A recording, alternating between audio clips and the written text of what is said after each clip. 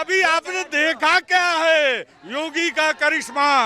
अभी तो जब वो आएंगे तो लोग कहेंगे मोदी ठीक था, मोदी तो एक ट्रेलर था, अभी दुनिया को देखना बाकी है, ये भगवा का रंग देखना बाकी है। अभी आपने देखा क्या है योगी जी सत्ता में आएंगे तब इस भारत का वैभव देखने को मिलेगा। क्या है भारत। स्टालिन अपने परिवार के इतिहास को समझें, एक बार योगी जी को आने दीजिए, ये सवाल भी करने लायक नहीं रहेंगे और योगी ही आएंगे। भारत माता की जय, भारत माता की जय। गठबंधन नहीं, अभी थोड़ी देर बाद देखना लठबंधन चलेगा। आपस में जब लठ चलेगी ना 2024 में फिर मोदी जी आएंगे और आगे 29 में भी आगे रिटायर होंगे तो फिर कौन आएंगे? योगी जी आएंगे। सर क्या नाम है आपका? मैं अमित शंकर हूँ और योगी जी के शहर गोरखपुर से आया हूँ आज।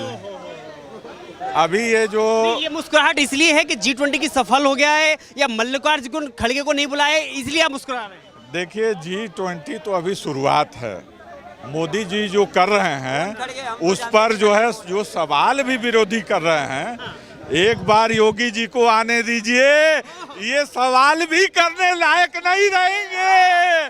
भारत माता की जय। अभी आपने देखा क्या है योगी का करिश्मा। अभी तो जब वो आएंगे तो लोग कहेंगे मोदी ठीक था, मोदी तो एक ट्रेलर था, अभी दुनिया को देखना बाकी है, ये भगवा का रंग देखना बाकी है। अभी आपने देखा क्या है? मोदी को देखा है। अभी तो आपने मोदी को देखा है। जिस दिन आप योगी को देखेंगे तो देखते रह जाएंगे। और यह देश आध्यात्मिक देश है। सत्य सनातन जब कहा जाता है तो इसी एक देश में मोक्ष की अवधारणा है। दुनिया की किसी संस्कृति, किसी फिलॉसफी में मोक्ष की अवधारणा नहीं है। मोक्ष माने अल्टीमेट लिबरेशन। अभी तक भौतिक की बात हो रही है, ये सड़क, ये दुकान, ये मकान। हर आदमी चाहता है कि मरने के बाद मैं मोक्ष में जाऊं। 8 करोड़ लोग इलाहाबाद में जाते हैं, कुंभ लगता है। यह देश वैज्ञानिकों की धरती रही है। 19,000 बोलियां रही हैं, 19,000 तरह के खाने पकवाने रहे हैं, 19,000 तरह के हमारी वेशभूषा रही है। फिर भी हिमालय से हिंदू सागर के बीच के भूभाग को हिंदू कहा गया, उस भूभाग को हिंदू कहा गया। यहाँ रहने वाले हर भारतीय को हिंदू कहा गया। यह पंथ और मजहब का जो खेल है वो सिर्फ राजनीतिक है, सिर्फ राजनीतिक है। और यह सारे भूभाग में रहने वाले हिंदू हैं, तो कहाँ प्रश्न है सनातन के? और सनातन तो वह है जो शाश्वत है।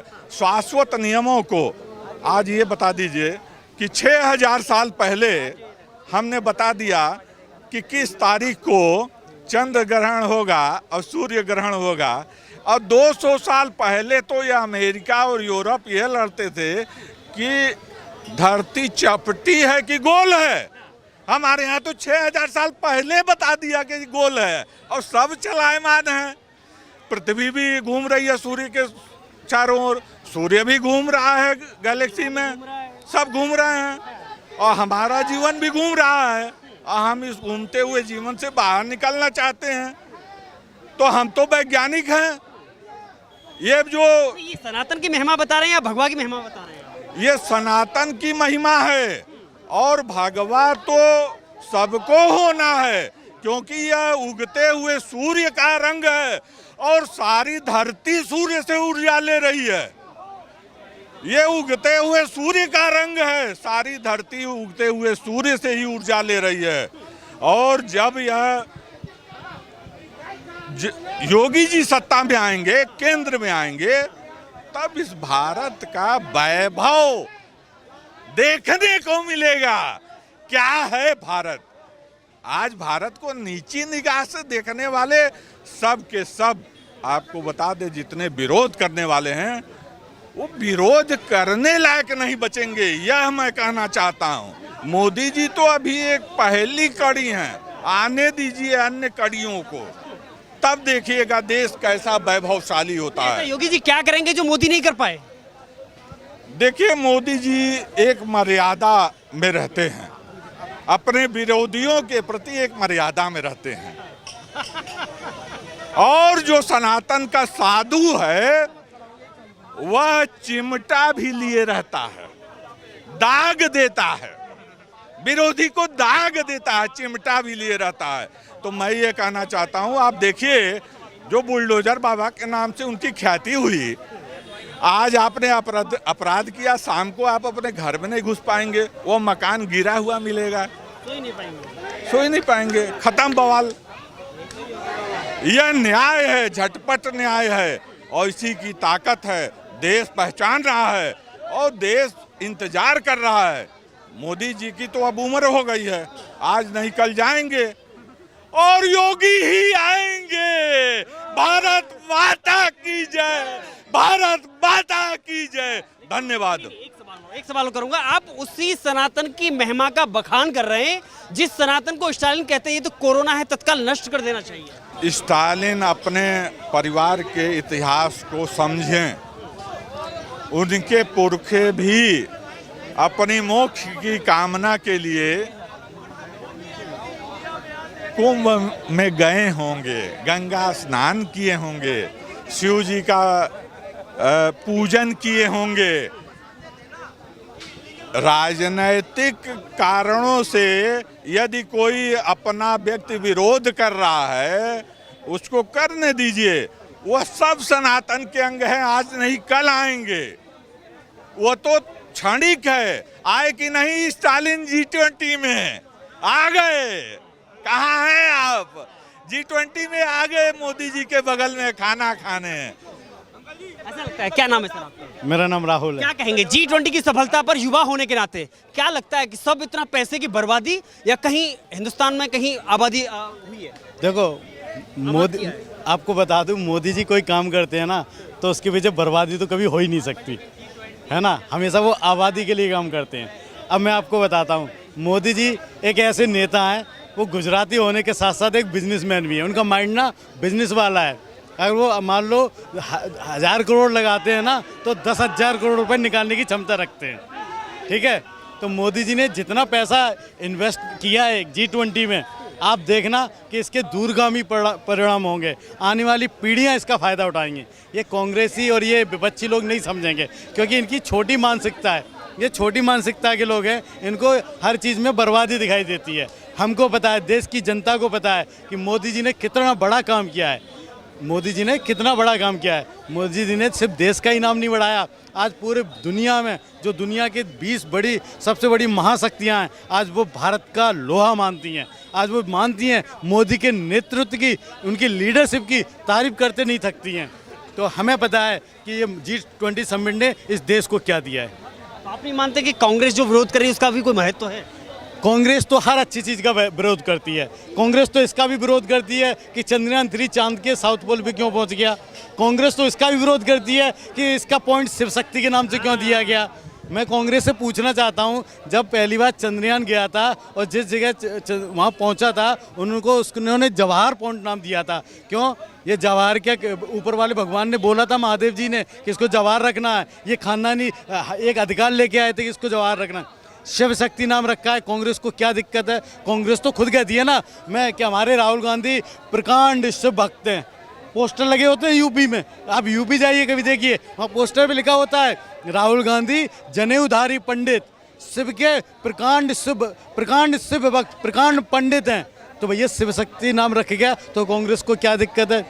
कांग्रेस को दिक्कत उससे नहीं है, शिव शक्ति से। कांग्रेस को दिक्कत ये है कि भारत का नाम इतना दुनिया में क्यों हो रहा है, वो भी मोदी जी के लीडरशिप के अंदर। तो सफलता भारत की नहीं बचा पा रहे हैं या इंडिया की सफलता नहीं बचा पा रहे हैं? वो सफलता भारत की नहीं बचा पा रहे हैं। सफलता भारत दिन ब दिन दुनिया में नाम गंवा रहा है। भारत की हर दिन आप देखोगे पूरी दुनिया के लीडर भारत की तारीफ करते नहीं थक रहे हैं, पूरी दुनिया के लीडर। और यही बात राहुल गांधी जी को खटक रही है कि जो 60 सालों में हमने भारत का जो नाम रोशन नहीं जो हमने नाम रोशन नहीं किया, ये 9 सालों में इतना भारत का नाम कैसे हो गया? आपको भी कहीं लग रहा है सर? क्या नाम है आपका? हमारा नाम जगदीश राणा। क्या लग रहा है, मोदी के नेतृत्व में देश सफलता की सीढ़ियां चढ़ रहा है या नहीं? बहुत ही बढ़िया। और इससे बड़ी सीढ़ी कौन सी है? आज तक 70 सालों में G20 किसी ने करवाया, और कश्मीर में भी G5 हो चुका इससे पहले। और कश्मीर में इतना संवेदनशील इलाका, हम वहाँ के रहने वाले हैं। मैं जम्मू कश्मीर का रहने वाला हूँ। जगदीश राणा मेरा नाम है, डिस्ट्रिक्ट डोडा में रहता हूँ। और वहाँ अब शांतिपूर्वक काम है। तो ये रावल जी जाके विदेश में बैठ के तो वो क्या कर रहे थे कि बीजेपी और आरएसएस को हिंदुत्व का पता ही नहीं, सनातन धर्म क्या है। बड़ा जोश थी, तो वो बैठे हैं राहुल जी, जिसका वार ना पार, ना धरत, ना आसमान, ना हिंदू ना मुसलमान, उसका कोई थल्ला सिला नहीं है। उसका हकीकत पता है पीछे नानी कौन थी, किसके साथ शादी हुई? इंदिरा जी की, फिरोज खान से। फिरोज खान था, उसका लड़का कौन होना चाहिए था? कौन होना चाहिए था आगे? खान होना चाहिए, राजीव खान। राजीव खान के बाद राहुल खान होना चाहिए। कि गांधी कैसे हुआ? ये कैसे गांधी? और हिंदू के खिलाफ जाके और विदेश में नेशनल मीडिया पे, इंटरनेशनल मीडिया पे बोल रहा है कि आरएसएस और बीजेपी को पता ही नहीं है। हद हो गई यार। और बदनसीबी है कांग्रेस की, जो राहुल गांधी जैसे आगे रखे हुए नेता, इसको और आगे रखो, और जो थोड़ी बहुत इमेज है वो भी गर्क हो जाएगी भाई। और सारे चोर चिंगड़ों की गैंग इकट्ठी हुई है। गठबंधन नहीं, अभी थोड़ी देर बाद देखना लठबंधन चलेगा। आपस में जब लठ चलेगी ना 2024 में फिर मोदी जी आएंगे। आप भी जम्मू कश्मीर, क्योंकि आप जम्मू कश्मीर से रहने वाले हैं, कि आप भी जम्मू कश्मीर में 370 की बहाली चाहते हैं? मेरे भाई 370 जब से आया तब से वहाँ उद्योग खुले हैं, लोग काम कर रहे हैं। आने जाने में वहाँ थोड़ा सा इलाज करना होता था, चंडीगढ़ आना पड़ता या दिल्ली आना पड़ता। ये एम्स 2 खुल गए, एक कश्मीर में क्या नाम कहते हैं, अवंतीपुरा में खोल दिया, एक जम्मू में विजयपुर में 2 एम्स खुल गए, कॉलेज खुल गए, IIT खुले, रोडों के जाल बिछा दिए, लोगों का रोजगार खुला, रोड बनते थे, गरीब आदमी काम करता है। कांग्रेस के राज में 300 रुपया दिहाड़ी होती थी, आज 850 रुपया दिहाड़ी लेता मजदूर, 800 850। कहाँ गरीबी किस चीज़ की है? गरीबी उनके लिए जो काम नहीं, निकम्मे हरामी हैं, उनके लिए बेरोजगारी है। काम करने वाले के लिए कोई रोजगार की कमी। महबूबा मुफ्ती कह रही है कि हम बहाल करके छोड़ेंगे। ओए महबूबा तो वो पाकिस्तान की महबूबा बन के बातें करती है, आपको पता ही नहीं है। वो पाकिस्तान की महबूबा की बन के बात करती है, हिंदुस्तान की महबूबा नहीं है। उसकी नीति की वजह से, उनकी लीडरशिप की गलती की वजह से फारूक, महबूबा और शेख अब्दुल्ला, इनकी वजह से पीछे से मिलिटेंसी क्यों बढ़ी वहाँ पे? आपको पता 6 लाख हमारे पंडित क्यों वहाँ से दर की ठोकरें खा रहे हैं? उन्हीं नेता की गलत पॉलिसी की वजह से। ये महबूबा की वजह ये चाहती है पाकिस्तान खाते हिंदुस्तान का, गुण पाकिस्तान का कहते हैं, समझे? अपनी होगा ऐसा। अभी धारा 370 हटी, 3 को अंदर किया था, 3 CM अंदर हो गए थे, अंदर नहीं किए थे। नजरमंद था कि जैसे ये आप मेरे पास लाए ना, वो नहीं बोल सकते थे, बंद कर दिया। जब धारा लागू की थी, धारा 370, तो ये तीनों अंदर थे। या अगर ये बाहर होते, एक शाहीन बाग इधर खोला था ना, और कश्मीर में शाहीन बाग खोल देते थे, जगह जगह पे जो लठ खून गर्दो गुमार होती थी। मोदी जी इसका भला हो, ये परमेश्वर का कोई अवतार आया और हमारे भाग होते हुए जम्मू कश्मीर के रहने वालों के हमारे रोजगार खुला। वहाँ का एक और प्राविधान था, सुनो, वहाँ की लड़की पाकिस्तानी के साथ शादी कर दे, कश्मीर की लड़की, तो पाकिस्तानी की नागरिकता वो कश्मीरी बन गया। और वही लड़की यदि दिल्ली या पंजाब या शादी कर दे, और लड़की की नागरिकता ही खत्म होगी जम्मू कश्मीर। देखो ऐसा उल्टा प्राविधान था। अब ये धारा 370 वो सब निष्कासित कर दिए। कई अब तो आप सीधा दिल्ली से जुड़ गए। अब बिल्कुल दिल्ली, कमाल हो गए। दिल्ली से हम पूरे हिंदुस्तान से जुड़ गए, एक दिल्ली से जुड़ गए। ओ भाई साहब, अभी तो जो चाइना है ना, हमारा महाराजा हरि सिंह थे वहाँ के, जो मेहरपुर और POK जिसको कहते हैं मुजफ्फराबाद, वहाँ उनका दरबार लगता था। ये पीछे जाओ, नेहरू जी यहाँ प्रधानमंत्री थे, और वहाँ का शेख अब्दुल्ला था, फारूक अब्दुल्ला का बाप शेख अब्दुल्ला। तो शेख अब्दुल्ला ने सांड-गांड कर दी पाकिस्तानियों के उधर से, और कवालियों से हमला करा दिया, आधा कश्मीर ऐसे ले गए। इधर कहते रहे भाई फौज भेजो, तो ये चुप रहा। कौन? जिन्ना और इनकी आपस में सांड-गांड थी। और जिन्ना ने उधर से कवालियों से हमला करा दिया, आधा कश्मीर ले गए। इधर से भला हो अपने वो गृह मंत्री थे पटेल जी ने क्या करना है, फौज आगे भेजो जल्दी, फौजें भेजी, उनको वहाँ से भगाया, मगर आधा वो पाकिस्तान वो जो POK है ना वो हमारा है। वो अभी देखो मोदी जी, अभी ये 2024 के लास्ट एंड में वो भी वहाँ के लोग कह रहे हैं हमें गोद ले लो, मोदी जी आओ, अमित शाह जी आओ, हमको ले लो, हमें पाकिस्तान से बचाओ। वहाँ भुखमरी फैली हुई है, ऐसा थोड़ा है।